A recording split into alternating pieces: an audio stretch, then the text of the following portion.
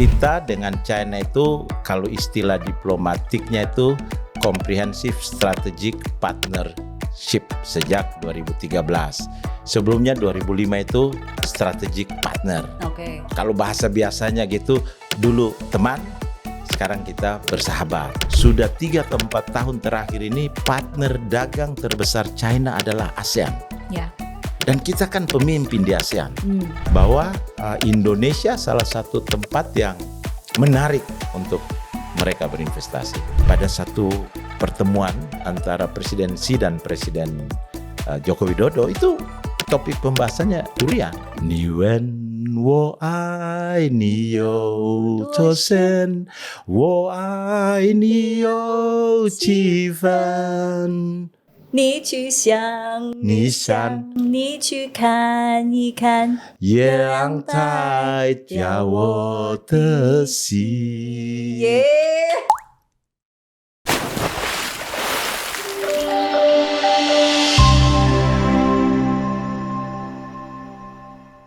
！Anda menyaksikan VVIP, Very Valuable Insight and Perspective. 欢迎收看 VVIP. Hari ini sebetulnya episode yang seharusnya saya pakai bahasa Mandarin full begitu ya. Karena tamu kita sangat-sangat spesial. Sudah lama sekali di China menjembatani bagaimana hubungan Indonesia dan China.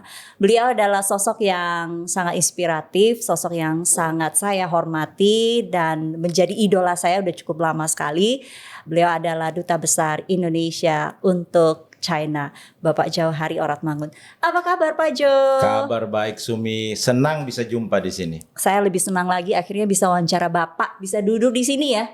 Enak banget nih. Kita di mana Pak? Kita ada di Sabang 16, tempat favorit saya.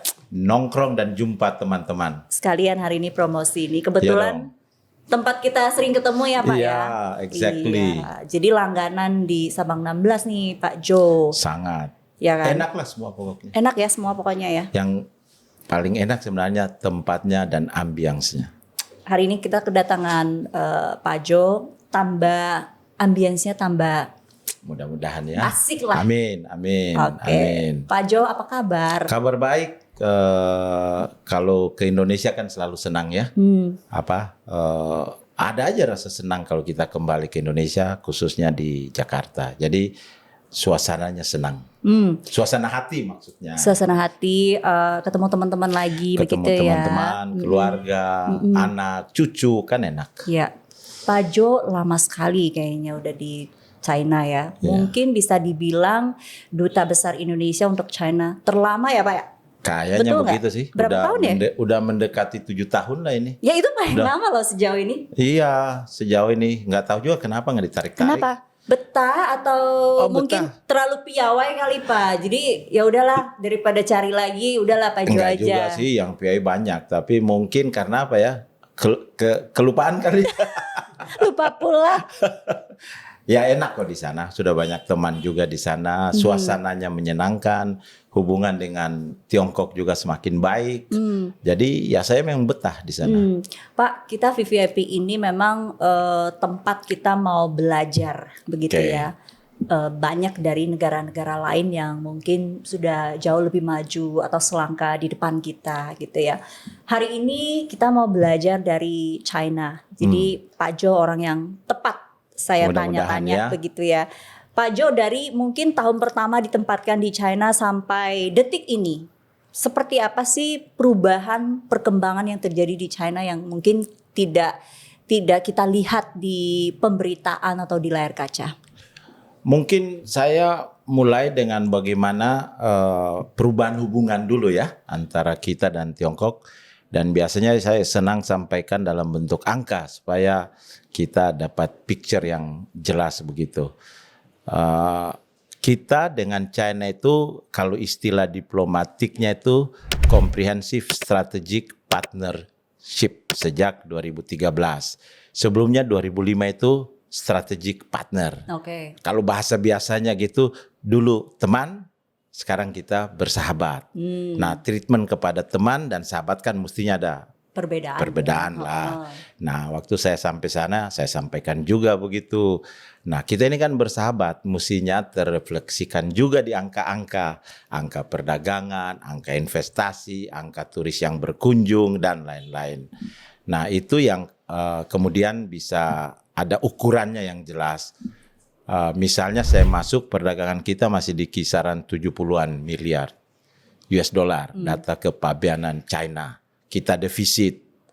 Tahun lalu itu 139, sekian hampir billion US dollar. Jadi nyaris double ya. Ya, betul. Nyaris double. Investasi waktu saya masuk masih di kisaran 2, sekian lah miliar US dollar. Tahun lalu sudah di atas 7. Malah tahun sebelumnya di atas 8. Belum lagi Hong Kong, karena Hong Kong kan masuk dalam koordinasi saya. Kalau investor terbesar kita kan masih China, kedua Hong Kong, kedua China, ketiga Hong Kong. Jadi Singapura 1, China kedua, Hong Kong ketiga. Jadi kalau kita tambah China dan Hong Kong ya nomor 1 lah begitu. Nah, angka ini yang meningkat secara signifikan. Yang kedua juga saya senang tuh mengedepankan people to people.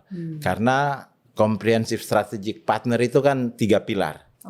Pilar politik keamanan, pilar ekonomi, kerjasama ekonomi pembangunan, pilar ketiga itu sosial budaya, people to people. Nah, kalau people to people itu kuat, sosial budaya kuat, kalau kita punya masalah di pertama atau ada kesulitan di kedua, karena people to people-nya itu baik dan kuat, bouncing back-nya itu cepat. Pengalaman saya bertugas di beberapa negara membuktikan itu, bahwa people to people itu yang kita sekarang kenal dengan diaspora dan lain-lain, kalau hubungannya kuat dan baik, itu malah bisa menjamin hubungan pilar pertama, pilar kedua, politik keamanan, ekonomi pembangunan ini langgeng sampai masa yang akan datang. Perannya sangat besar. Jadi people to people juga jadi pertukaran budaya, kemudian semakin banyak anak Indonesia yang bersekolah di Tiongkok dan lain-lain. Itu akan kita bisa paling tidak menyiapkan fondasi hubungan yang jauh ke depan. Nah, pengalaman saya dengan Tiongkok kurang lebih selama hampir 7 tahun ini kita di welcome di sana. Seperti Jadi itu. sekarang bisa dibilang hubungan Indonesia dengan China dalam kondisi yang mesra? Iya, kalau menurut saya kondisinya baik, mesra. Sebenarnya kondisinya itu bisa baik seperti sekarang kalau menurut pandangan saya ya. Itu karena hubungan yang baik antara kedua pemimpin kita. Hubungan yang baik antara pemimpin itu kemudian membuat hubungan lainnya semakin baik. Jadi hubungan baik, contoh pada saat COVID, di mana kita dalam kesulitan yang luar biasa juga, itu Presiden kita Joko Widodo melakukan pembicaraan telepon dengan Presiden Xi Jinping itu 6 kali. Jarang itu. Sehingga bisa kemudian kita implementasikan atau menerjemahkan itu level menteri, kemudian kami duta besar di sana dalam berbagai bentuk kegiatan di bidang kesehatan, termasuk vaksin, alat-alat kesehatan dan lain-lain selama periode COVID. Karena itu kan kita bisa menjadi 5 terbaik lah kurang lebih penanganan COVID di dunia dan lain-lain di sektor infrastruktur, investasi hilirisasi, perdagangan yang meningkat, dan lain-lain. Jadi hubungan yang baik menurut hemat saya antar kedua pemimpin ini akan diterjemahkan dalam bentuk-bentuk konkret. Dan saya sangat yakin juga bahwa itu akan berlanjut pada pemerintahan Presiden terpilih Prabowo. Karena kan Pak Prabowo sudah berkunjung ke sana juga bulan April yang lalu. Ya, dan bisa dibilang Indonesia China masing-masing memandang kita ini adalah mitra kerja yang sangat diperhitungkan ya Pak. Oh ya, mitra sejajar lah gitu. Betul. Karena memang hubungan kita bukan baru kan dengan China sebangsa ya. Sebangsa itu people to people-nya sudah berlangsung ratusan bahkan ribuan tahun lalu kan. Nah, kalau hubungan diplomatiknya itu dimulai 13 April tahun 1950. Jadi tahun depan 75 tahun. Meskipun di tengah-tengah itu pasang surut ada, ya Pak. Biasalah. hubungan antara dua orang pacaran, dua orang menikah kan pasang surut juga ada. Ya, ada apalagi masa, antar negara. ada masa berantemnya, Gitulah. gitu ya, perang dinginnya, Jadi ya begitu biasa ya. itu, biasa. The beauty of relationship adalah bagaimana kita keluar dari berbagai kesulitan itu. Ya. Nah, itu saya kira yang karena people to people-nya kuat, sehingga kalau kita menghadapi kesulitan pun itu karena hubungan baik antar manusianya, lalu bisa kita mencari jalan keluar. Tadi secara angka ini satu kondisi yang sangat baik, tapi tentu ruang untuk improve itu masih sangat besar, Pak. Masih menurut Potensi saya. yang mungkin kita belum explore itu juga masih sangat Betul, luas gitu ya. Betul. Melihat sekarang China sudah bisa dibilang bangkit menjadi sebuah kekuatan dunia yang bisa menyaingi Amerika. Betul. Bagaimana kita memanfaatkan kondisi ini atau melihat peluang yang mungkin kita bisa ambil untuk bisa push lebih baik lagi, Pak? Iya, begini, China itu GDP-nya sekarang di kisaran 18 triliun US dollar. Amerika di kisaran 28 triliun US dollar. Tingkat pertumbuhan ekonomi di China sekarang di kisaran 5%. Dengan ada beberapa kebijakan baru sekarang, mudah-mudahan itu bisa meningkat. Kita sendiri juga di atas 5%, GDP kita sudah di atas 1 triliun, 1,3, 1,4. Jadi melihat tren seperti ini, itu peluang kerjasama antara kita, Indonesia, dan Tiongkok itu sangat signifikan, besar. Baik di bidang perdagangan, investasi, dan lain-lain. Itu satu. Yang kedua, ASEAN. Ya. ASEAN ini kan 10 negara dengan penduduk 650 juta, GDP-nya mungkin sudah di kisaran 3 atau 4 triliun. Nah, 2 tahun yang lalu atau 3 tahun yang lalu kita elevate juga nih. ASEAN dan China menjadi strategic comprehensive partner.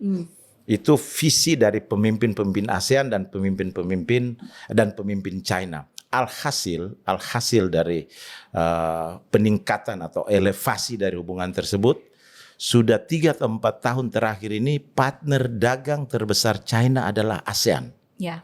Dan kita kan pemimpin di ASEAN. Itu sudah mendekati 1 triliun US dollar. Nah, kalau kita bisa menjalin hubungan yang baik antara Indonesia, ASEAN dengan China dalam konteks geoekonomi dan geopolitik yang bertransformasi saat ini, bukankah itu akan membuka peluang yang lebih besar dan membawa manfaat yang lebih besar juga buat kita. Nah, hal-hal ini yang sebenarnya bisa dimanfaatkan secara maksimal oleh pelaku atau dunia usaha kita. Kita kan punya ASEAN China Free Trade.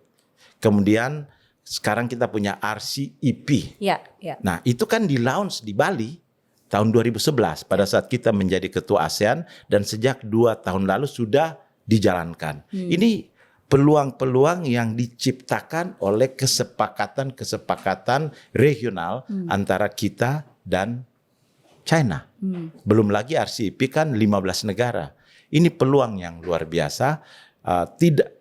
RCEP itu saya sudah 30% investasi perdagangan dunia itu. Anggotanya juga kurang lebih 30% penduduk dunia. Ya. Jadi ada mekanisme-mekanisme yang telah kita bahas, kita rundingkan untuk membuka peluang kerjasama. Nah, ini yang harus kita manfaatkan secara maksimal, apalagi kita dengan people to people yang makin kuat, hubungan antar pemimpin kita semakin baik, ini membuka berbagai peluang kerjasama yang saya sebutkan tadi.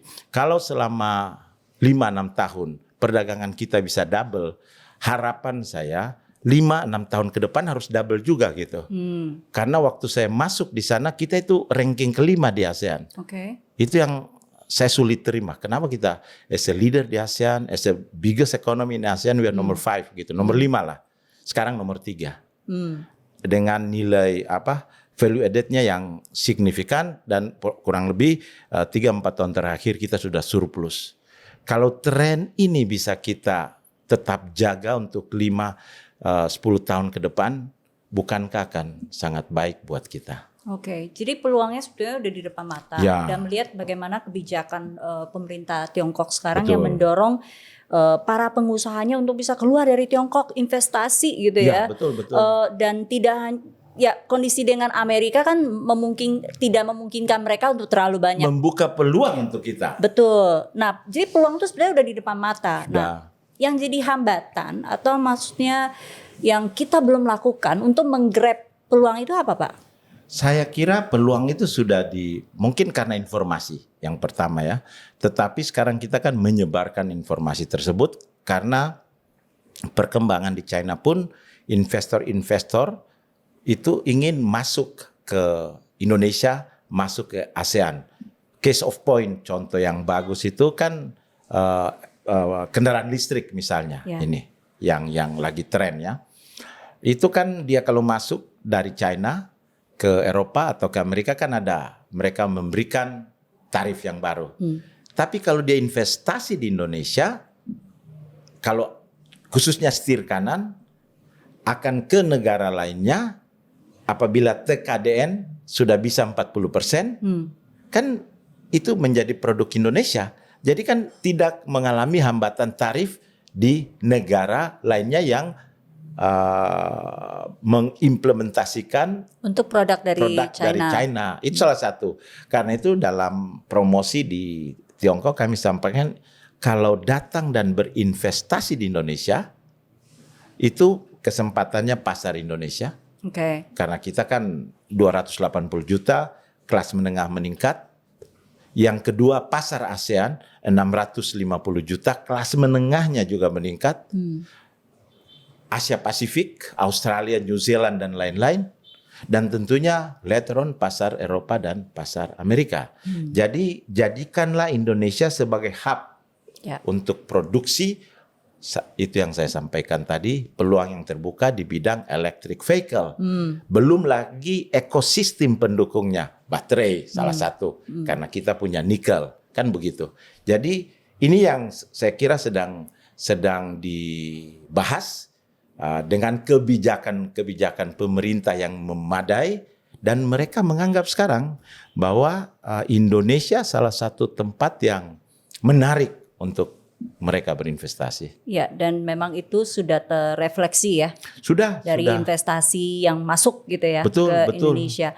Pak, kalau bicara produk China yang memang sudah ada di mana-mana begitu ya, termasuk juga Indonesia. Nah, kan banyak orang selalu bilang kita jangan selalu jadi inilah market doang gitu ya. Kita juga harus bisa mengekspor produk ke Tiongkok karena market mereka juga besar gitu ya. Jadi kita lihat dari perspektif kita nih Pak. Kalau kita mau tembus ke pasar Tiongkok, mungkin penonton kita ada pengusaha yang mencoba untuk buka peluang gitu ya. Banyak peluang di sana, ada peluang. Apa Pak? Mungkin yang peluang produk kita yang bisa masuk lah ke market mereka. Pertama persepsi dulu ya. Perdagangan kan kita sudah surplus, berarti barang kita juga masuk di sana dong. Barang kita juga masuk di sana. Dilihat dari perkembangan 10 besar produk kita yang masuk di sana, saya pakai istilah gempur. Apa itu? Menggempur. Produk Indonesia menggempur pasar internasional. Dalam konteks saya tentunya pasar China. Produk-produk apa yang kurang lebih menarik di sana? Yang pertama makanan minuman. Itu signifikan naiknya di sana. Yang kedua produk-produk kreativitas. Orang Tiongkok kan menghargai produk-produk yang tumbuh dari kreativitas. Misalnya batik. Batik di sana jangan yang batik yang murah, langsung aja batik yang mahal. Ada saya punya contoh. Yang murah mereka juga bisa produksi kan? Iya, saya ada contoh seperti itu. Waktu dia menyampaikan kepada saya, dia menjual harga seperti itu, setengah tidak percaya, tapi saya kok orang pada beli begitu. Jadi produk-produk kreatif yang punya nilai tambah yang lebih. Alas kaki. Produk alas kaki kita meningkat juga signifikan di sana. Mungkin ini juga karena China pun beralih kan, atau mereka investasi di sini untuk kita ekspor ke sana. Produk-produk lainnya seperti Sarang walet termasuk nggak ya? Sarang burung walet termasuk itu sudah sarang burung walet kita sudah punya mungkin lebih dari 30 eksportir sarang burung walet yang berizin karena harus melalui prosedur di sana. Kita sudah kuasai 72, sekian persen pasar sarang burung walet China. Memang yang menjadi hambatan ada juga pasar ilegal, tapi pemerintah China juga memberikan perhatian serius. Jadi selalu saya sampaikan jangan ekspor sarang burung walet secara ilegal ke sana. Nah, karena itulah harus berizin. Ini sudah bertambah dan kita sudah kuasai 72, sekian persen pasar sarang burung walet di sana. Yang saya inginkan produk makanan di minuman salah satunya kopi. Sekarang kan ada shift of kebiasaan. Betul. Budaya mereka itu kan ngeteh. Ya. Nah, sekarang tapi kan kalangan muda sekarang ini kan they're coming up. Itu mulai senang dengan kopi. Karena itu beberapa merek dunia yang ada itu sudah punya cabang di sana. Pernah beberapa merek lokal kita yang masuk juga ke sana. Mereka sudah spending a lot of money di sana juga. Sekarang marketnya sudah ada ini karena membuat kebiasaan anak muda sana untuk datang ke kafe dan menikmati kopi dan mereka tahu bahwa kopi Indonesia itu bagus-bagus. Jadi sekarang juga industri kopi kita atau pedagang-pedagang kopi kita sudah mulai masuk. Kita lakukan promosi kopi juga di sana melalui Guangzhou, melalui Fuzhou, melalui Shanghai. Beberapa kafe lokal kita sudah mulai buka di sana. Gak usah sebut merek kan, tapi beberapa sudah ada di sana. Buah buat tropis juga. Buah tropis, karena itu andalan kita, buah tropis. Buah kita sekarang sedang negosiasi durian. Protokol durian namanya. Karena durian punya pasar di sana 7 miliar. Dan selama ini hanya 3 negara. Thailand pasti. Thailand, Montong, Malaysia, Musang King, Vietnam, Montong juga, saya juga heran. Nah, Vietnam juga ya? Iya. Nah, kita ini durian mana yang harus kita ekspor ke sana? Kan perlu kita putuskan bersama karena Indonesia itu begitu kaya sehingga varietas duriannya juga banyak sekali. Ketemu orang Medan pasti bilang orang Medan duriannya paling enak. Orang Pontianak bilang duriannya paling enak. Orang Banyuwangi Palu juga duriannya paling enak. Palu durian. Orang Papua bilang durian pelangi. Rainbow mereka juga enak. Nah, kita perlu sepakat dulu mana yang mau kita ekspor ke sana sehingga bisa capture pasar di sana. Tapi itu konsumsi durian di sana sekitar 7 miliar. Dan pada satu pertemuan antara Presiden Xi dan Presiden Joko Widodo itu topik pembahasannya durian. Pernah kan saya ikut di situ. Jadi durian punya dan buah tropis lainnya kita sudah punya pisang, nanas, salak, manggis. Manggis. Kita kuasai manggis di sana. Manggis ya. Manggis dan salak buah naga. Buah naga. Kenapa manggis? Karena kita punya musim panen yang berbeda dengan Thailand. Kita itu kebetulan itu pas ada Imlek, tahun baru China. Itu kan konsumsi manggis meningkat. Jadi memang import dari Indonesia signifikan. Jadi produk yang potensial untuk masuk ke market mereka kita udah tahu nih. Ya tadi beberapa disebutkan oleh Pak Jo tadi. Cara masuknya gimana, Pak? Cara masuknya tentunya cari partner yang tepat di sana. Number one, number two, lihat peraturan-peraturan yang ada di GACC. GACC itu Lembaga Kepabeanan dan Karantina China. Kemudian harus registrasi ke sana. Harus diregistrasi. Kita sudah lebih dari 2.000-an perusahaan yang beregistrasi menjadi eksportir produk-produk kita di sana. Registrasi. Kemudian manfaatkan juga secara maksimal kesepakatan bilateral kita ASEAN China Free Trade karena di situ tarifnya kan ada. Lalu kemudian RCEP. Jadi harus tahu juga ketentuan-ketentuan seperti ini. Tentunya harus melihat atau berkomunikasi dengan Kementerian Perdagangan dan Badan Karantina di Jakarta. Informasi ada di sana.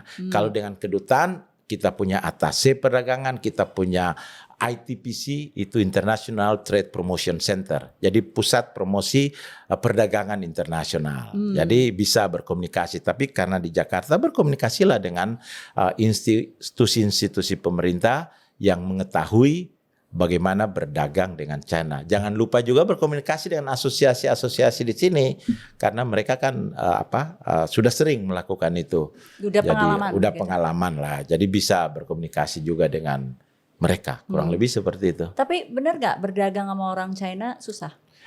Ada yang berpendapat seperti itu. Mereka jago dagang sih. Tetapi kan masa kita kalah sama Malaysia, kalah sama Vietnam? Kan enggak. Mereka bisa, mestinya kita jauh lebih bisa dong. Jadi itu yang selalu saya sampaikan. Kalau Malaysia bisa, Thailand bisa, kan kita bisa. Terbukti ternyata selama 7 tahun, hampir 7 tahun saya di sana kan perdagangan kita naik. Berarti kita bisa asal kita ikuti ketentuan-ketentuan yang ada. Begitu. Ya, proaktif lah ya. Proaktif. Dan kedua kan di sana kan berbahasa China ya, Mandarin ya. Jadi lulusan China, anak Indonesia kan semakin banyak juga ini. Manfaatkan juga mereka. Mereka kan ada di sana. Kemudian yang ketiga, di sana ada Indonesia China Chamber of Commerce. Indonesia Chamber of Commerce in China. Itu terdiri dari pengusaha-pengusaha kita yang sudah beroperasi di China. Kan bisa bertukar pengalaman gimana sih cara masuk ke pasar China. Misalnya contoh ini ya, Papatong itu kerupuk. Tentunya menggunakan cara-cara juga untuk masuk ke pasar China. Salah satunya e-commerce platform. Saya kasih contoh misalnya pernah sama-sama Papatong jual kerupuk lah di situ. 5 menit dia bisa jual 17 miliar rupiah. Dan itu lewat e-commerce ya? Lewat e-commerce platform di sana. Kalau di sini kan ada TikTok, di sana kan Toying. Ada Pintuo, ada JD.com, ada punyanya Alibaba juga. Jadi banyak platform itu yang bisa kita manfaatkan. Untuk itu kenapa saya bilang berkomunikasi juga dengan pelaku-pelaku usaha asal Indonesia yang sudah eksis di sana. Jadi sebetulnya ada beberapa case yang udah sukses begitu ya Pak? Banyak yang sudah. Ini salah satu khususnya yang produsen kerupuk, kopi dan lain-lain ini, dia ada dalam 1-2 hari dia akan membawa influencer dari China ke Indonesia untuk mempromosikan produk-produk dan pariwisata Indonesia. Itu signifikan memanfaatkan influencer yang ada di China. Untuk mempromosikan produk-produk kita. Itu yang kita pakai juga di sana. Case of point yang sederhana saja. Misalnya tahun lalu saya coba buat Indonesia Fair di KBRI. Itu selain offline, ada juga online. Offline itu yang datang sekitar 4.000 orang. One day event. Online-nya itu 115 juta. 115 juta? 115 juta. Kita gandeng Kuxiao. Kuxiao itu yang kita kenal di sini snack video. Itu kan punya Kuxiao. Tahun ini lebih lagi yang datang offline-nya itu 6.000-an orang, makanan dan produk-produk menjelang tengah hari sudah habis semua. Harusnya kita tambahkan lagi. Online-nya itu sampai saat ini sudah tercatat 20 jutaan. Jadi begitulah memanfaatkan platform-platform dan itu sangat efektif juga untuk dipakai di sana. Online itu kan untuk branding, dapat branding. Masuk di China pertama kali kita masuk ke platformnya Alibaba, kita waktu itu promosi, Pak Presiden sendiri bikin videonya mempromosikan 5 produk Indonesia yang sudah eksis di China. Itu masuk di produk Alibaba yang 1111 ditonton oleh hampir 1 miliar orang, kan dapat branding. Brand awareness-nya jadi dapat ya. Tinggi. Lalu kemudian masuklah di offline pasar-pasar setempat. Kurang lebih strateginya seperti itu. Pak Jo tadi sempat mention banyak mahasiswa kita yang di sana gitu yang harus kita manfaatkan juga gitu ya. Memang minat anak Indonesia untuk kuliah. Jadi dulu kan pepatah begini Pak, tuntutlah ilmu hingga ke negeri China. Semakin relevan ya Pak ke sini ya? Semakin relevan. Sebelum COVID itu jumlah mahasiswa Indonesia di sana itu 15.700-an lah begitu. Waktu COVID kan pada kembali, yang tinggal hanya 2.000-an. Nah sekarang mulai kembali lagi nih, mudah mendekati angka 10.000 lagi. Nah yang senangnya saya, mereka itu studi sana selain bahasa, karena semakin penting begitu. Yang kedua itu ilmu-ilmu inovasi. Jadi computer science, innovation technology, mineral technology, seperti itu. Selain itu ada juga yang vocational training.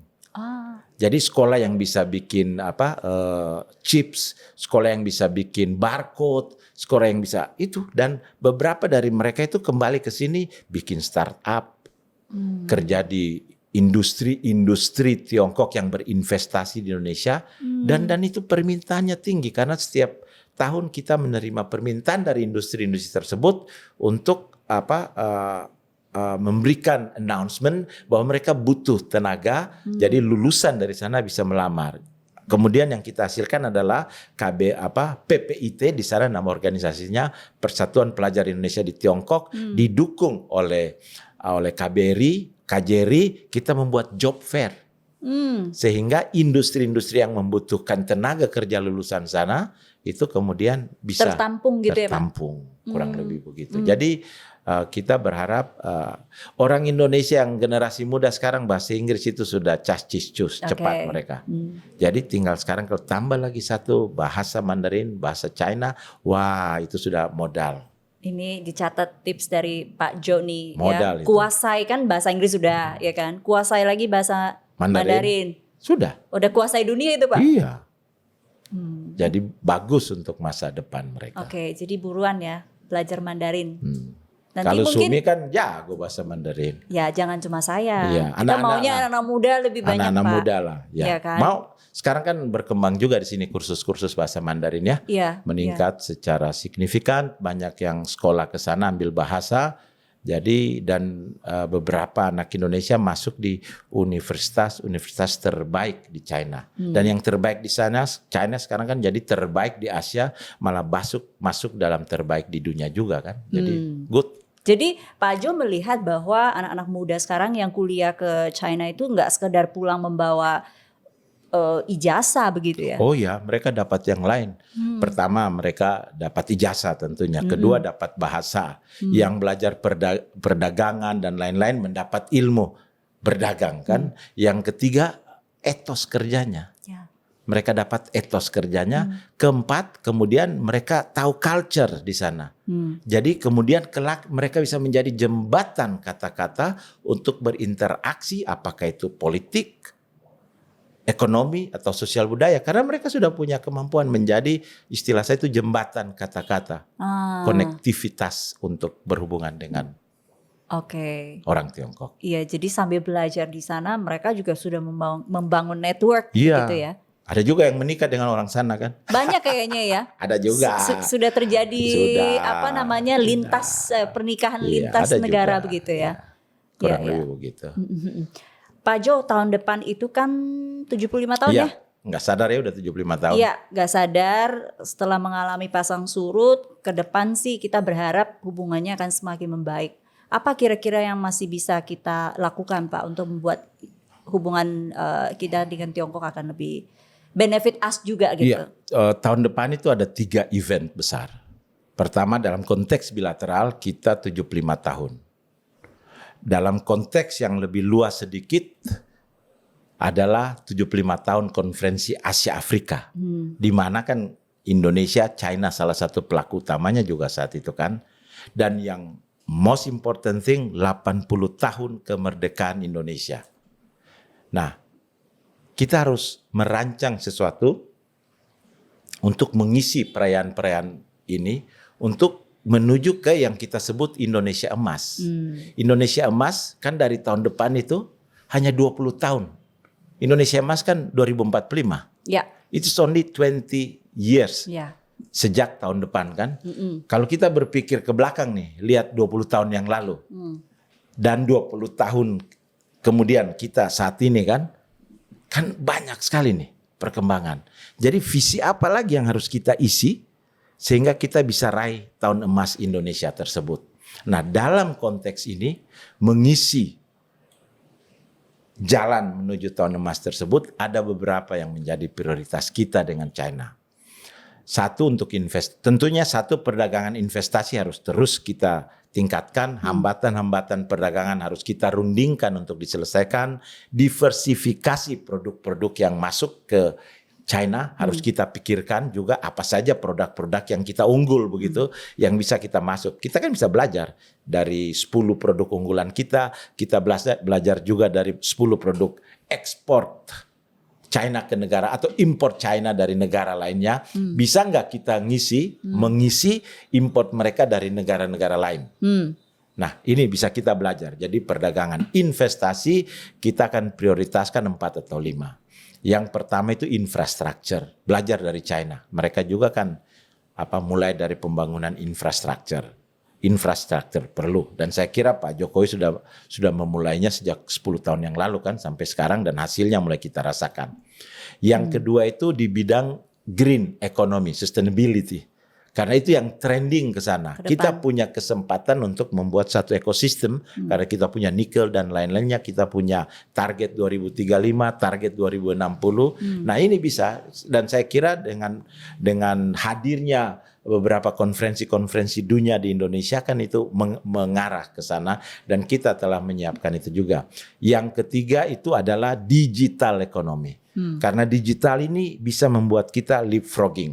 Contohnya, kontribusi digital ekonomi di China itu sudah 30% terhadap GDP kita. Kita kan masih di kisaran 3-4-5. Tetapi kita meningkat terus ini.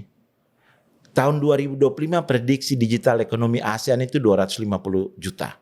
Indonesia around 150, bukan juta, billion US dollar. Kita around 150. Kita di tahun lalu kan di atas 50 miliar transaksi digital kita. Nah, SDM kita sudah kuat nih untuk digital ekonomi. Ini salah satu yang bisa membuat kita leapfrogging. You name it lah, digital platform digital kita yang menghasilkan atau berkontribusi terhadap GDP kita kan sudah signifikan di Indonesia. Jadi digital. Yang berikutnya adalah ini pelajaran dari COVID. Saya menyebutnya infrastruktur kesehatan. Termasuk obat-obatan di dalamnya, medical devices, alat-alat kesehatan, rumah sakit, dan lain-lain. Ini menjadi salah satu prioritas kerjasama kita juga dengan China di masa yang akan datang. Karena mereka cukup mampu. Jadi kalau kita bisa transfer of knowledge, lalu kemudian mereka berinvestasi. Minggu lalu kan saya datang dengan 30 potensial investor di sektor kesehatan. Nah, ini mudah-mudahan bisa bermanfaat. Itu antara lain konsentrasi kita untuk investasi di masa yang akan datang. Yang berikutnya adalah tourism economy. Kenapa? Tourism economy sudah berkontribusi di GDP kita sekitar 7-8%. Sebelum COVID, turis dari China sekitar 2 jutaan, di atas 2 juta.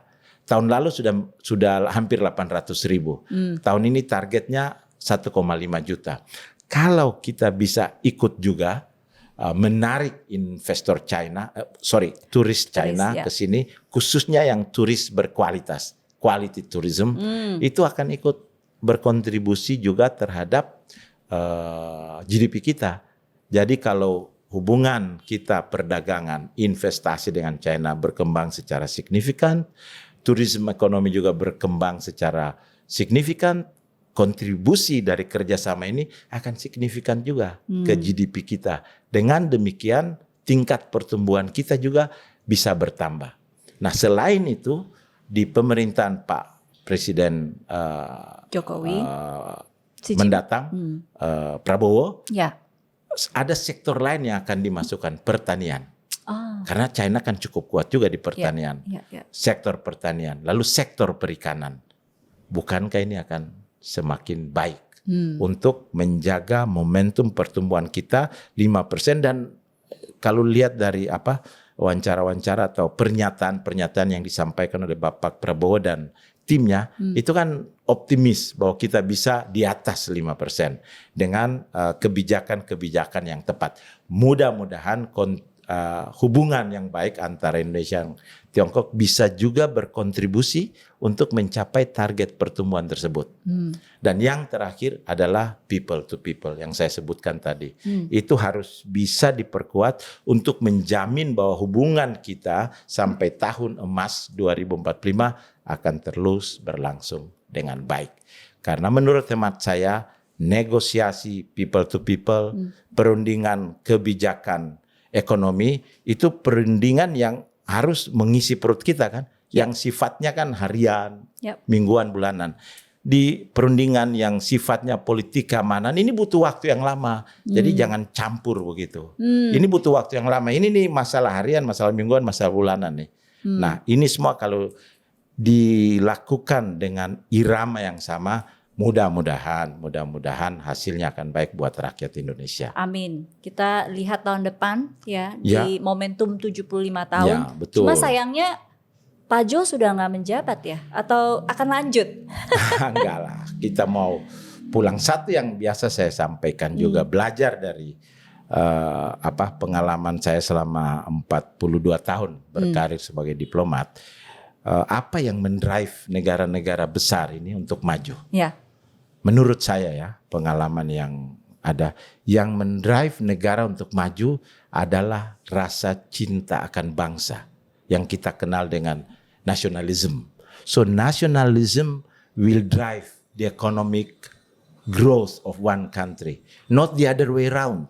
Bukan economic growth yang memperkuat semangat kebangsaan kita. Lesson learned dari banyak negara, dan saya kira semangat rasa cinta bangsa di Indonesia, khususnya di kalangan muda sekarang luar biasa.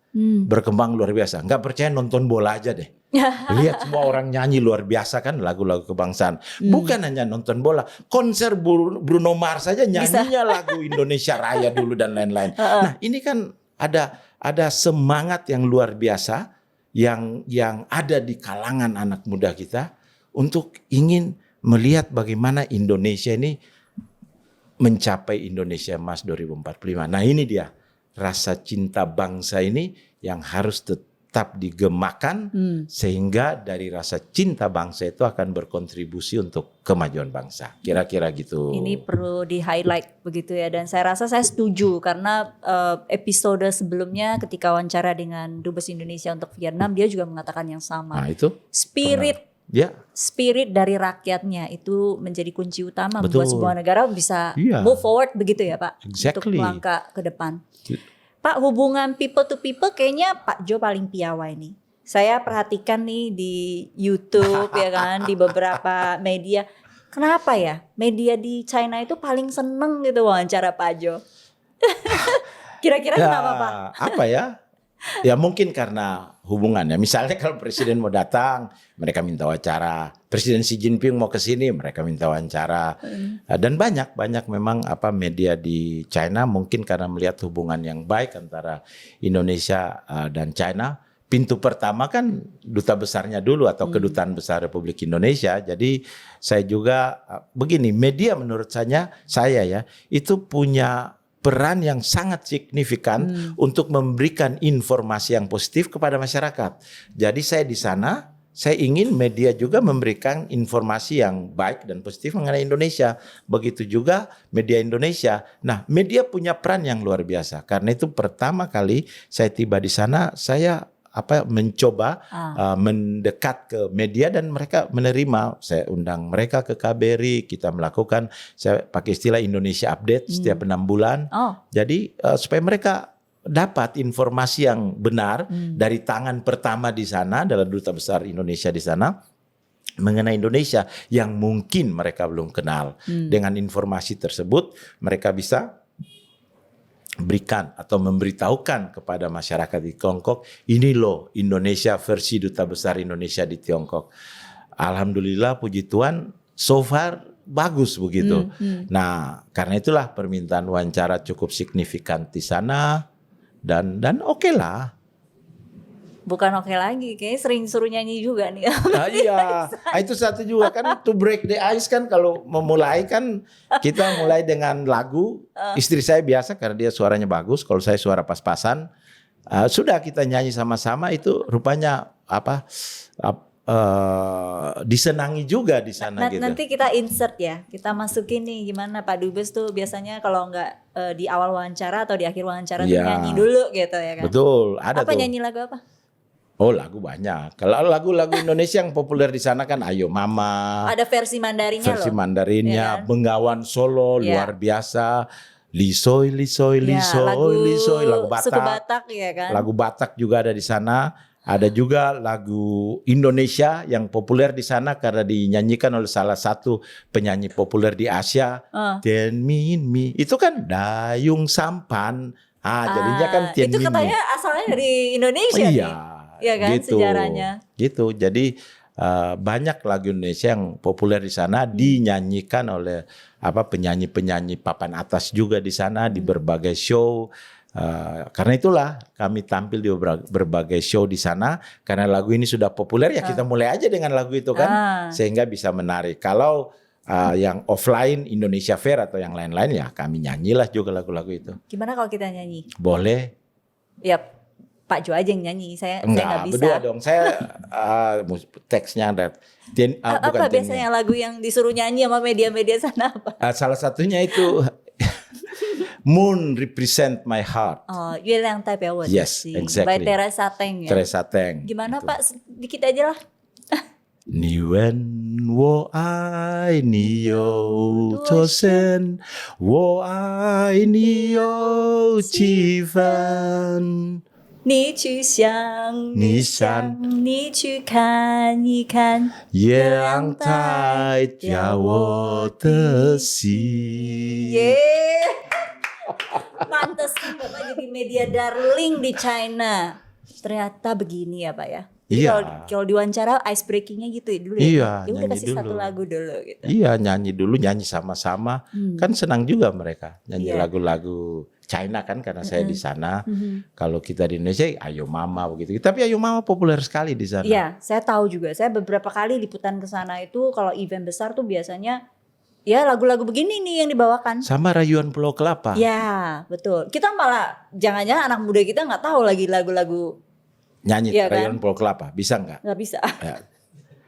Tanah airku Indonesia, negeri elok amatku cinta, tanah tumpah darahku yang mulia, yang ku puja sepanjang masa. Saya belakangnya aja. Tanah airku aman dan makmur, Pulau Kelapa yang amat subur, Pulau Melati pujaan bangsa, sejak dulu kala melambai-lambai nyiur di pantai, berbisik-bisik Raja Klana memuja pulau yang indah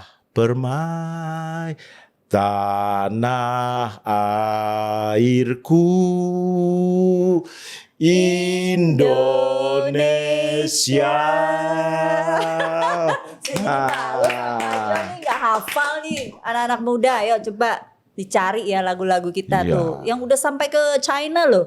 Iya nyanyi. Iya kan? Orang-orang China juga apalagi yang Kue Chow yang pulang-pulang dulu itu wah. Kalau saya udah ada nyanyi lagu ini nangis semua. Oh ya. Iya. Jadi hatinya masih ya. Masih hatinya masih Indonesia. Mereka itu kan ikut mempromosikan Indonesia juga di sana. Iya. Sering kok saya ngundang mereka ke KBRI, ngundang mereka ke acara-acara KBRI, KJRI dan lain-lain.